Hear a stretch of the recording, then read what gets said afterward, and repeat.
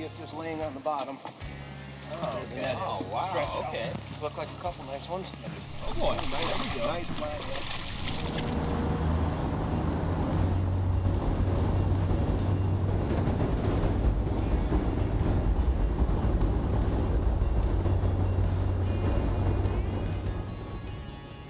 So that net, that hook essentially got fouled up because If the anchor drags at all, it'll fold. It'll just tip over. okay. The anchor's got to hold. And then see, these hoops are graduated in height to keep it open. But yeah, so a northern and a few crappies and bluegills. That's it. So that anchor is way off. Yeah, the way tip up. Of the, okay. Yeah. And the current kind of helps keep it open. Correct. Yeah. Got it. And there was a little bit of current here, but by the next day there was none. Just enough. So to get it didn't these catch guys. any fish before the water dropped. Needless to say.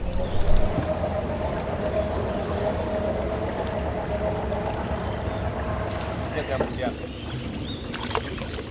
All right. Hang on to it. Sure.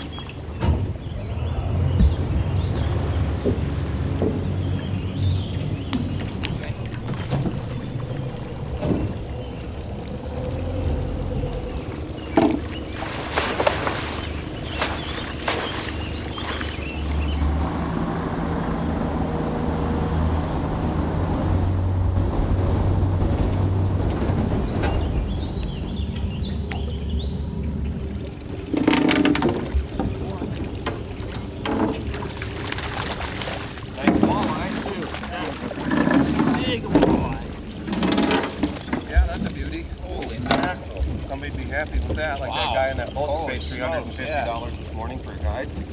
Pretty big one. There's a nice one. Let's just get it. Not used to them being that big, Jim. Yeah. What's the guy with the red? This ain't good. The red What's that? tail there? What's that guy? Red horse, yeah, save him. You son of a bitch. God dang it, got a loose fucking anchor. Why did we drop it in that close, Brooks? I think that was all underwater. Probably, yeah. Apparently not been the day Mike was expecting. He's hoping for more cats, but got a couple. Got some sheephead. Got 2 more nets though to check out. So he said he's pulled up 1,700 pounds of catfish in one net before. You don't pull that up, you just get in the net. So maybe that's what we'll find. 17 pounds. Straighten it out a little. Straighten the handle out, bring it towards you. Right there, yep. How's she feeling, Mike? I don't. I don't know. Feels like it's folded. Oh, there's one nice one. There's a channel crab, but he don't look big enough.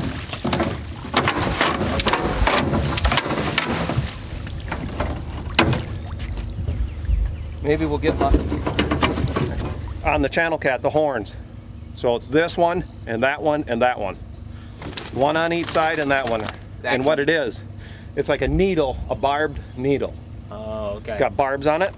So I mean, they don't sting you, but everybody thinks, you know, they don't know how to touch it. So the proper way is to grab it right around the head like that with your, you know, so I mean, they always get these confused that this is stinging you. Well, there's nothing there. It's a It feeler. might get you in the hand. Yeah, but those are razor sharp and they got barbs on them. Not Gotcha. good.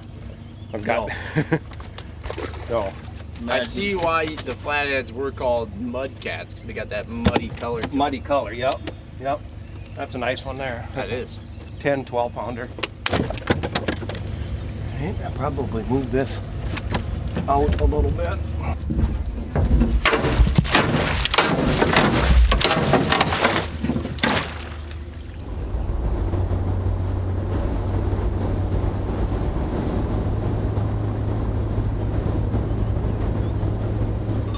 There, you can take that.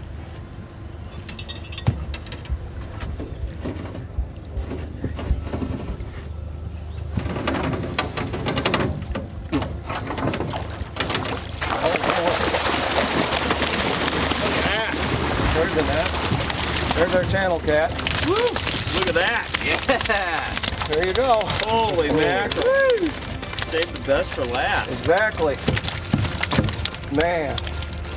See, now these are spawning. And these are all channel cat. Okay. That's another thing, people get confused. They think they're blue cat because they look like a blue cat. Okay, right. They're not. So when they spawn, their cheeks all swell up. I'll show you on a better one. Their cheeks all swell up when they spawn. So that's a female. Okay. So Okay. that's a good one. So leave her there. And then this is a male.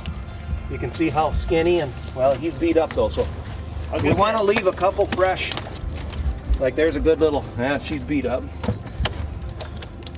That's a nice male, but it's not a spawner. Okay. Oh, And he's not a spawner just because that's a good female there. Don't step on them, whatever you do. And here's a good male. That's a nice blue. You can see how blue and black he is in the face. Yeah. Okay. That's a good male. There's a good one there. And these are good to Leave back in put the back. neck. Yes.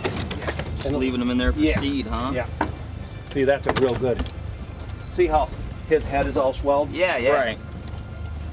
And that just means like he's just super into it He's right super now. exactly. Testosterone levels at that peak. Whew. That's a good one. Yeah, he's beat up. Oh yeah, he is. That's a nice one. Oh yeah. That's a nice fish right there. He's all pumped Stud. up in his head. Yeah.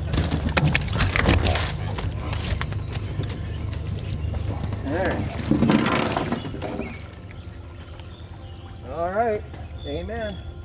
All right, Mike. Well, obviously we've been doing some commercial catfishing this morning. I can tell you, like, from what I had pictured in my head, even though you were talking about hoop nets, I didn't really know. have pictured what a hoop net was. I'm a little bit more familiar with gill nets just because back home they do a lot of gill netting. So I was picturing something on like more of a, I guess a grander scale. When you're like the net's right here, I was like, where are the floats? You know? And it's almost like setting like fish traps, I guess, in a way. Well, yeah. You know? Yeah. But how did you? I mean, how did you get started commercial fishing on the river? Is this something My dad and his dad did it. Yeah. So I mean, it's just a family heritage dropped down Okay. for years and years and years. You know, probably 100 years. So You guys all just were in Prairie, out of Prairie here, Yep. Yep. fishing the Mississippi. Yep. So right now, to give you an idea, when I'm fishing, we usually, if the fish are hitting good, you know, we're running about 25 nets. Well, back when my grandfather and my dad, you know, back in the 50s, 60s, they were running 150. Whoa. So they'd run until the boat was full, go home, go back to market, and just keep, I mean, they were taking a lot of fish, you know. But Are there more limits on that nowadays or something? no, that there's you're- no limits. They were selling wholesale, so they would go home and like the catfish would just get iced down and put in the cooler, Right. and then a truck would come and take. Where I'm cleaning everything, so it's a total different Oh, scale. oh, yeah. So that was they were wholesale, so Got it. Got it. versus we're retail. So yeah. And then for a commercial fisherman on the river, I know we were talking a little bit earlier, and you said, like, you know, there used to be X number of permits, and now there's how many people commercial fishing on the river? Like out of Prairie Du Chien, 5, 6, yeah. Where when my father had it, there was 125 in the area. Everybody and their brother commercial fish. There are boats all over the place. Boats, then, huh? yeah. I mean, but I'm talking, say, a 30, 40 mile radius. I mean, up and down the river. I mean, every little town that's what it was. It was a river town. That's their commercial fishing or clammers, you know. So it just kind of just dissipated and faded away. And then, Yeah. yeah, I mean, it's interesting. There's just like so few people Yeah, unless living you that actually, lifestyle now. you know, clean and sell your own product. It's kind of just pretty much, it's wholesale, and it's just not. I mean, fish are the same damn price they were 50 years ago. No You kidding. know, yeah. On the wholesale end of it, Yeah. you know, where the retail end of it, you can kind of, you know, you can do what you want with it's your own product, so you can name your own price, kind of, Okay. you know. And you do So- quite a variety of things. Yeah, I do a lot of different things with it. Oh, yeah. Yeah. What But- is, like, as far as, like, you know, I'm sure it's, you know, regulated in some capacity. Like, do you have like an annual quota, or is that just something? No, with but you've your- got to fill out. Now today, I'll have to put down how many nets we raised today. Okay. The type of gear, you know, so that's obviously it's a bait net, and then how many fish we caught, and then at the end of the month you got to send that in. By the 10th of each month you've got to send that in. So you got to do one for gill net, one for bait net, seine, trout line, set line, flat, whatever you're doing. Gotcha. Yeah. Gotcha. to the Wisconsin DNR. Yeah. Now, is catfish like your main thing? That we do a lot with catfish. Okay. Yeah, yeah. Okay. We do a lot with catfish. Yeah. I can't wait to hear more because I know you just had, even when we talked on the phone, so much to say about catfish and how great they are, and how everybody seems to think that they're not. Yeah, great. and there's like I said, now there's a lot to, there's a lot to cleaning. Huge amount to cleaning and the frying and the total preparation of it. Another thing too is people do is they'll be out fishing. The worst possible thing you can do is keep fish in water. That'll spoil a fish quicker than anything. Really? So I never put a fish on a stringer in the water. Right.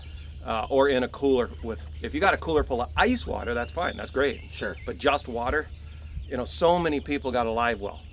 And they throw the fish, they fill the live well, they throw the fish in the live well, and they're fishing for 7-8 hours. By the time they get home, those fish they're spoiled. They're spoiled, rotten. That's so strange. In the water. In the water. Well, they're dying. They die, and if they're alive, they're fine. Yeah. But if they die in the water, they'll spoil literally almost immediately. Sure. Yeah, water's the worst enemy of. Yeah.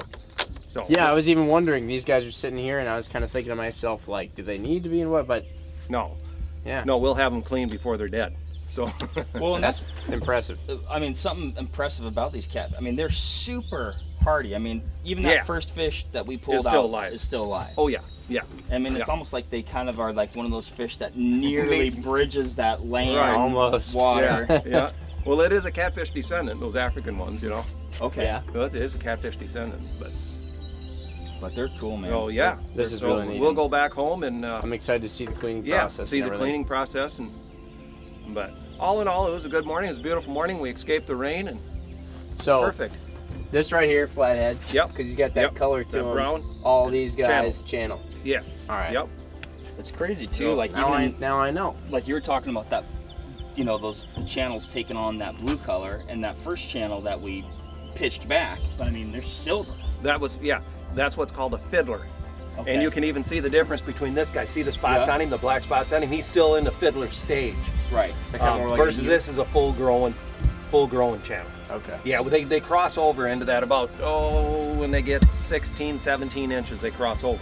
Okay, yeah. Gotcha. So So these fiddler, guys, that's just kind of like a less mature fish. That's a less mature fish, yeah. Okay. Just like an eagle doesn't get bald until he's 3. So. Right. Yeah. You Okay. know. these guys here then don't get that forehead, that kind of like puffed up On the cheeks? No. That's kind of what channel cat No, thing? they don't. They'll swell up somewhat, but nothing like a channel cat does. Interesting. No. Yeah. That's cool. So. Fascinating. Super cool.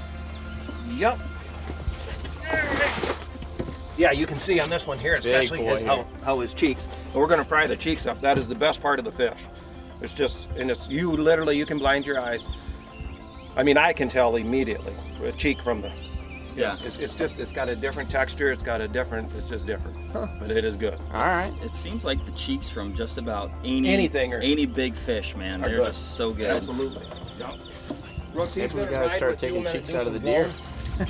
Start eating the face, Jim. Start eating the face.